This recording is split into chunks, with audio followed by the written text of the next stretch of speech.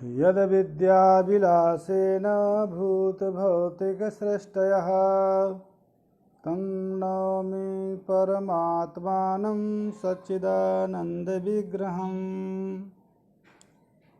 येनैरितः प्रवर्तन्ते प्राणिनः स्वेषु कर्मसु तं वन्दे परमात्मानं स्वात्मानं।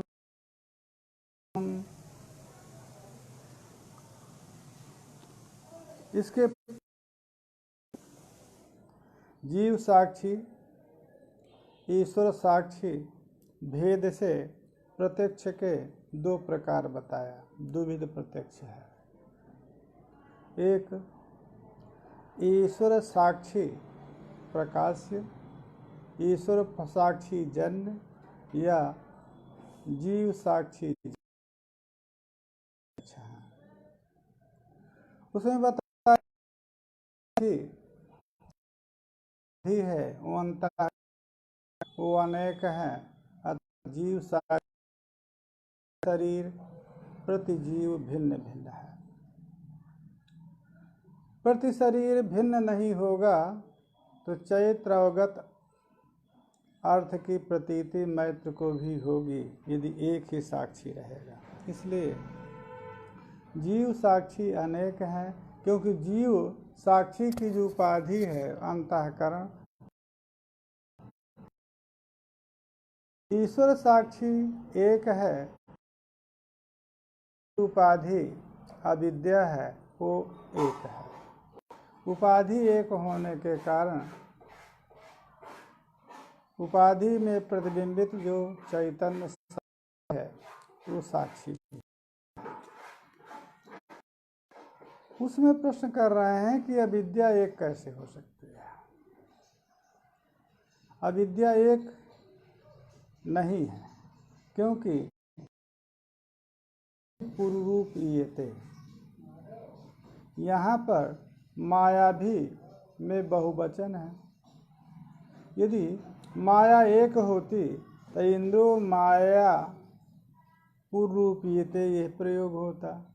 श्रुति में माया शब्द में बहुवचन का प्रयोग किया है, इसलिए माया अनेक है। माया भी बहुवचनस्य कहा। ये माया भी में जो बहुवचन है वो बहुवचन माया परकत्वेन नहीं है। माया के एक होने पर भी मायागत जो शक्ति विशेष, वो मायागत शक्ति विशेष अनेक है। तो माया भी माने माया अर्थात माया शक्ति भी। इंद्रः परमेश्वरः पुरुरूप पुरुष रूपताम एतित्यर्थः। मायागत जो सत्व रजतम रूप, एक तो ये हो सकता है माया शब्द का गौणी लक्षणा के द्वारा मायागत शक्ति मान लिया जाए। एतास्त लक्षणा मंचा क्रोशंति, मंच की जिस प्रकार से मंचस्थ में लक्षणा है उसी प्रकार से माया की मायागत जो शक्ति है उनमें लक्षणा मान लीजिए। माया का अर्थ माया शक्ति हो जाएगा। शक्तियाँ अनेक हैं। अथवा सत्व रजतम त्रिगुण है, ये त्रिगुण पर तब भी इंद्र परमेश्वरगत सत्व रज ही पूर्वरूपिता में है। अतः माया में जो माया भी यहाँ पर जो बहुवचन है वो माया परकत्वेन नहीं है, अपितु मायागत शक्ति परकत्वेन मान लीजिए। यद्वा मायागत गुण परकत्वेन, माया की शक्ति अनेक हैं तथा गुण भी सत्व रज और तम बहुवचन हो गया। दूसरी बात, कहीं एक श्रुति में माया में बहुवचन देख करके आप माया में अनेकत्व परिकल्पित कर रहे हैं। माया में तो एक वचन भी अनेक जगह है। मायांतु प्रकृतिं विद्यात् मायनन्तु महेश्वरम। श्वेताश्वोपनिषद। दूसरी बात, तरति अविद्याम, यहाँ पर भी अविद्या में एक वचन वित्तता। इस प्रकार से ये जो आपका मायाम तु प्रकृतिम विद्यात, ये है आपका श्वेताश्वोपनिषद। और दूसरा तरत विद्याम विदताम हृदय से यस्मिन् निविशते योगी माया मेयात, ये भी आपका श्वेताश्वतर उपनिषद। दोनों श्रुतियों में माया शब्द में एक वचन आया। दूसरी बात, अजाम एकाम लोहित शुक्ल कृष्णाम वही प्रजा सजमानाम स्वरूपा अजो एको जुष्माणो अनुसेते जहात तेनाम भुक्त भोगाम अजोन्य। ये भी श्वेताश्वोपनिषद का है। यहाँ पर भी एक वचन का प्रयोग हुआ है। इत्यादि श्रुतियों में एक वचन यदि कहीं एक स्थल में माया शब्द से बहुवचन दृष्टिगोचर होने से माया में अनेकत्व आप मान रहे हैं।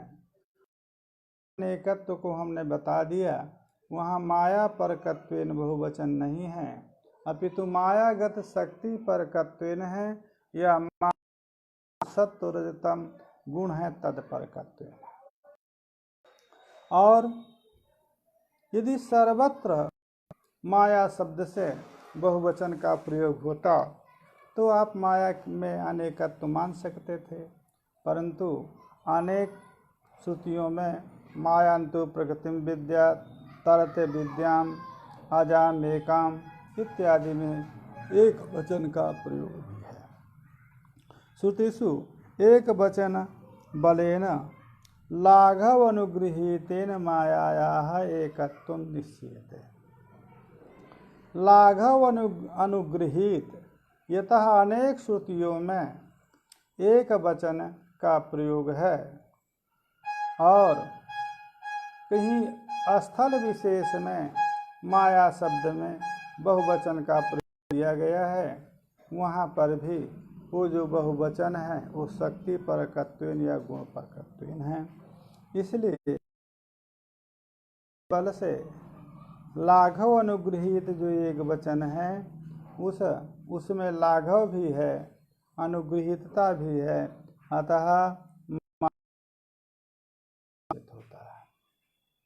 इसलिए जो एक अविद्या है, उपाधि एक है, तदुपहित जो आपका चैतन्य है, वो चैतन्य जो है तदुपहितम चैतन्यम ईश्वर साक्षी एक है। दूसरी बात, उपाधि के अनादि होने के कारण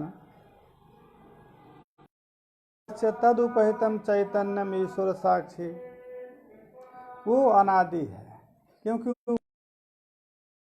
कारण चैतन्य तो स्वयं अनादि है ही, यदि हो गई तो वो अनादि है। जीव साक्षी का की जो वो अंतःकरण है, वो अंतःकरण उपाधि के शादी होने के कारण साक्षी है, उपहित साक्षी है, वो भी शादी है। अनादि तत् मायायाः अनादित्वात्, माया यतः अनादि है, अतः माया प्रतिबिंबित माया उपहित जो साक्षी है अनादि है। अब माया और छिन्न जो चैतन्य वो परमेश्वर। जब माया विशेषणत्वेन अन्वित है चैतन्य में ईश्वर है, माया है विशेषणत्व ईश्वरत्व, और जब अवच्छेदक है चैतन्य का, तब साक्षित्व यही ईश्वर अईश्वर साक्षित्व का भेद है। न तो धर्मिणो ईश्वर साक्षिणो भेद। धर्मी जो धर्म हुआ ईश्वर पक्ष में विशेषणत्व धर्म हुआ, ईश्वर साक्षी पक्ष में उपाधित्व धर्म हुआ। उन उपाधियों के भेद से जीव और ईश्वर का, जीव साक्षी ईश्वर साक्षी और ईश्वर का भेद कहा। चैतन्य है वो चैतन्य में भेद नहीं, चैतन्यम तो एकमेव। उपाधि भेदेन उपाधि विशेषण रूप धर्म भेदेन साक्षी जीव ईश्वर। हेलो, इसलिए जो धर्मी हैं वो धर्मी चैतन्य है, धर्म है माया एक साक्षी पक्ष में उपाधित्व धर्म है, और ईश्वर पक्ष में विशेषणत्व धर्म है। सच परमेश्वर एक है, ये परमेश्वर भी एक है। क्यों?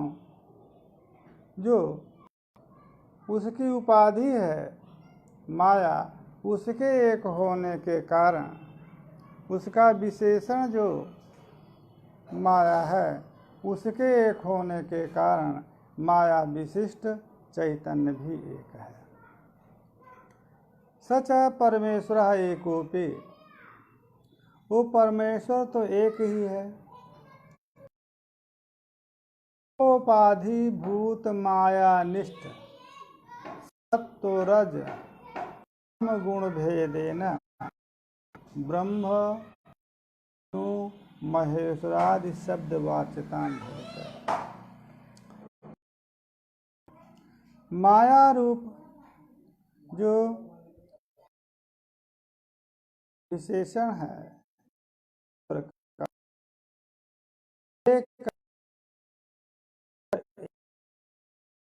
ईश्वर एक है तो ब्रह्मा विष्णु महेश्वर, इन शब्दों से वाच्य कैसे वो एक ईश्वर हो सकता है? कि जो माया है वो माया त्रिगुणात्मिका है। सत्व रज तम है। जिस समय जब माया में तम और रज गुण अभिभूत होते हैं, सत्व गुण का उद्रेक होता है, तो सत्व प्रधान जो माया है तद अवच्छिन्न जो चैतन्य है वो सत्य जो है प्रकाशात्मक होता है। अतः माया में जब सत्य की आधिक्यता होती है, ज्ञान शक्ति का प्राधान्य होता है, अतः ईश्वर पालन करने में समर्थ होता है, उसी को विष्णु कहा गया। और जब रजः प्रधान माया है तो रज क्रियात्मक होता है। अतः रजः प्रधान जो माया है, उस माया से अवच्छिन्न जब ईश्वर होगा तो उसको ब्रह्म पद का व्यपदेश होगा, ब्रह्म पद से वाच्य होगा। जब तमः प्रधान माया होगी, उस माया से अवच्छिन्न जो चैतन्य है उसको महेश्वर, शंकर, शिव इत्यादि शब्दों से कहा जाएगा। इस प्रकार से एक ही शक्ति है, वो है माया शक्ति। वो माया शक्ति जब रजः प्रधान होती है तब महाकाली, जब सत्व प्रधान होती है शक्ति तो महालक्ष्मी, तमः प्रधान जब होती है तो सरस्वती। यद्यपि तमः प्रधान सरस्वती कहने में अलौकिकता मालूम पड़ रही होगी, परंतु तम जो है वो विसर्जनात्मक है। तम का गुण का जो फल है वो विसर्जनात्मक है, क्रिया निवृत्ति रूप है। अतः ज्ञान के द्वारा ही संपूर्ण क्रियाओं की निवृत्ति होती है। जब तक ज्ञान शक्ति का उदय नहीं है तब तक माया बंधक संसार की निवृत्ति में इच्छा नहीं होती है। अतः जब संसार की तात्विक ज्ञान हो जाता है तब वही तम है, विश्रांति अवस्था आती है, और जब सकल विरति हो जाती है तब ही ज्ञान रूपता ब्रह्म की प्राप्ति है। की शक्ति सत्व रज तम प्रधान गुण की प्रधानता के कारण महाकाली है, और उन शक्तियों से युक्त जो परमेश्वर है, परमेश्वर ब्रह्मा विष्णु और महेश है। अब दूसरी बात प्रश्न हुआ कि यदि ईश्वर साक्षी की जो उपाधि माया है, अविद्या है, वो अनादि है, तो ईश्वर साक्षी भी अनादि हुआ। तो जब ईश्वर साक्षी अनादि है तब तदैक्षत एको हम बहुश्याम प्रजाएय इत्यादि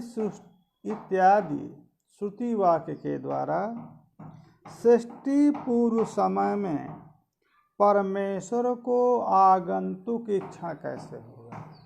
इच्छा माने ज्ञान। अहम बहुरूपेण स्वम स्वरूपम बहुरूपेण जानीयाम, ये इच्छा है, इच्छा ज्ञान है। तो आगंतुक ज्ञान कैसे हो? क्योंकि जब उसकी उपाधि अनादि है, ईश्वर साक्षी अनादि है, तो सृष्टि के पूर्व काल में तो कैसे होगा? कि ज्ञान आप कहते हैं जो साक्षी से प्रकाशित, साक्षी कहते हैं, साक्षी जब अनादि है तो सादी ज्ञान का यह पूर्व पक्ष है।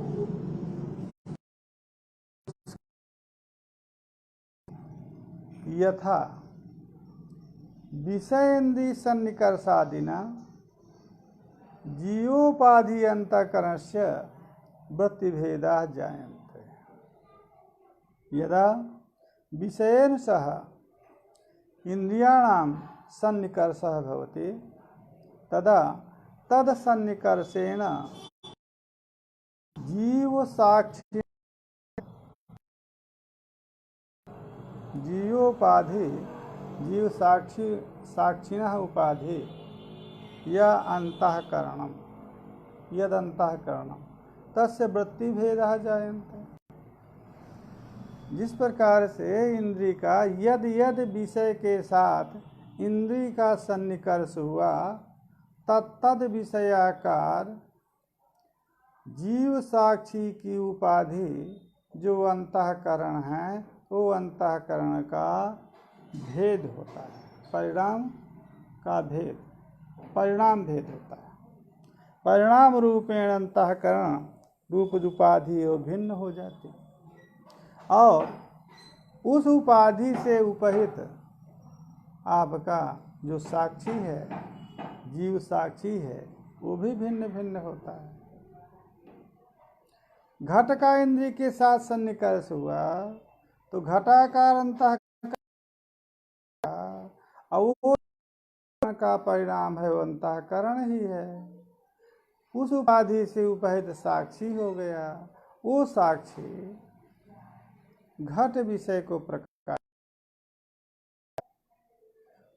और पट से इंद्रिय का सन्निकर्ष हुआ, पटाहकार जो अंतःकरण का परिणाम हुआ, वो अंतःकरण का परिणाम अंतःकरण रूप है। उससे उपहित जो साक्षी है वो पट को प्रकाश, एक ही अंतःकरण के भेद इंद्रिय विषय इंद्रिय सन्निकर्ष आदि के द्वारा होते हैं, तो अंतःकरण भिन्न हो जाता है। उससे जायमान ज्ञान